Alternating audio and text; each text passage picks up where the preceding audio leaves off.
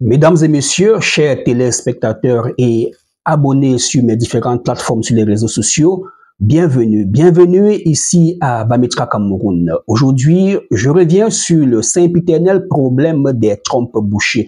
Oui, près de 80% des femmes qui cherchent désespérément à tomber enceintes ont probablement les trompes bouchées. Oui, quelles sont les causes des trompes bouchées? Peut-on en guérir naturellement? C'est à ces interrogations que je vais répondre dans cette vidéo. À bientôt. Mesdames et messieurs, merci d'être restés de nôtres. Les trompes, ce sont deux petits passages, deux petits tuyaux situés de part et d'autre de l'utérus. Lorsque ces trompes se bouchent, il est impossible pour les spermatozoïdes de passer par là pour aller féconder l'ovule. Alors, à l'hôpital, on vous propose une insufflation, une hydrotubation et une chirurgie. En dehors de ces trois méthodes, on vous proposera la fécondation in vitro. Nous, en médecine traditionnelle et surtout ici à Bamitra Cameroun, nous avons réussi à mettre sur pied un protocole thérapeutique avec pour pièce maîtresse l'ovule. L'ovule ne se prend pas seul, l'ovule est accompagné des autres remèdes. L'ovule, c'est ce que vous voyez là en image, ensemble des plantes médicinales écrasées et séchées pour déboucher les trompes. Est-ce que c'est possible de déboucher les trompes avec les ovules? Regardez cette capture d'écran. Je lis pour vous. Bon voyage, docteur Jouya. Je voulais vous informer que sur mes deux trompes, une a été débouchée, c'est celle de gauche qui ne passe pas encore. Merci, ça me donne de l'espoir. J'ai fait l'examen mardi. Oui, elle a fait le contrôle, la radio de trompe après traitement et une trompe est débouchée. C'est un exploit. Une trompe qui était censée être opérée est débouchée. Oui, madame, il est possible de déboucher les trompes en médecine traditionnelle. Avec un seul côté déjà débouché comme chez cette femme, elle peut bien tomber enceinte car on n'a pas besoin des deux trompes pour porter une grossesse. Est-ce une partie de plaisir? Non. Écoutons cette autre femme. Bonsoir, Doc. J'en venais aux nouvelles. Donc, je disais que j'ai placé l'ovule avant-hier. Oui, j'ai placé l'ovule avant-hier. Donc, la journée d'hier, j'ai eu la fièvre comme lors de la deuxième ovule. J'ai eu la fièvre là et un peu de courbature. Bon, il y a aussi le liquide qui continue à sortir, mais ce n'est plus trop comme quand j'ai mis la deuxième ovule. Donc jusqu'à présent, quand même, le liquide, jusqu'à présent, même si là, le liquide continue quand même à sortir, mais pas en très grande quantité quand même. Bref, ça ne sort plus comme ça sortait quand j'ai placé la deuxième ovule. Et aussi concernant le côté droit, là où il y a l'hydrosalpinx, là, je n'ai pas ressenti la douleur cette fois-ci comme la dernière fois. Donc cette fois-ci, j'ai juste eu la douleur au bas, dans le ventre en fait.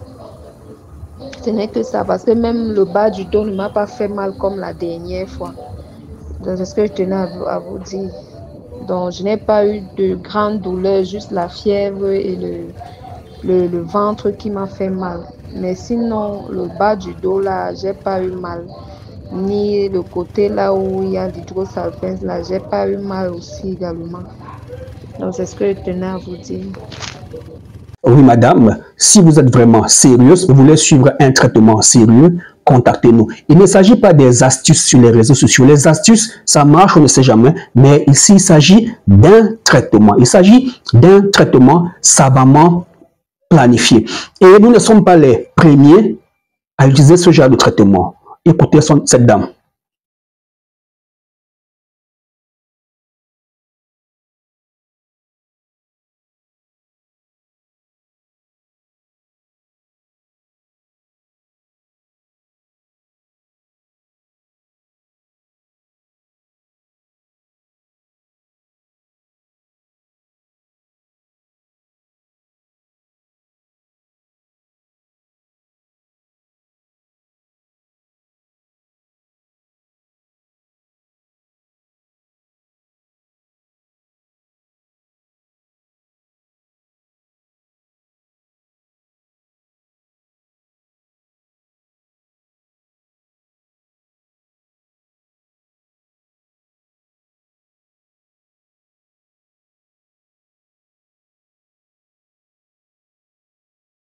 Elle, c'est Maman Esther, c'est une gynécologue africaine de renom.